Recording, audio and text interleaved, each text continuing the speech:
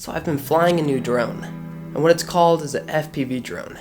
So far on this channel, you've seen a DJI drone and one that's a cinematic drone. Now today I'm going to show you what an FPV drone is. So what an FPV is it's a racing drone, and it can also be a cinematic and freestyle. And you can get different types of shots out of it. So what I mean by this is, here's what the DJI drone gets.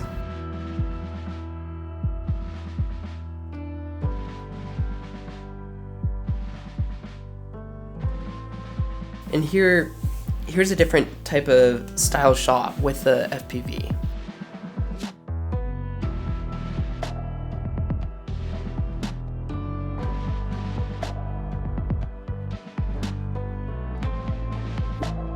Now the FPV is mainly made for going faster and going into tighter areas and doing a lot of tricks, whereas the DJI drone is made for slower movements and getting a more cinematic shot. Now I'd like to give a shout out to Luke Tournaire. He's helped so much with this FPV and drone tips and everything. Luke's a really good pilot, and he does some awesome stuff on his channel. Go check him out right here.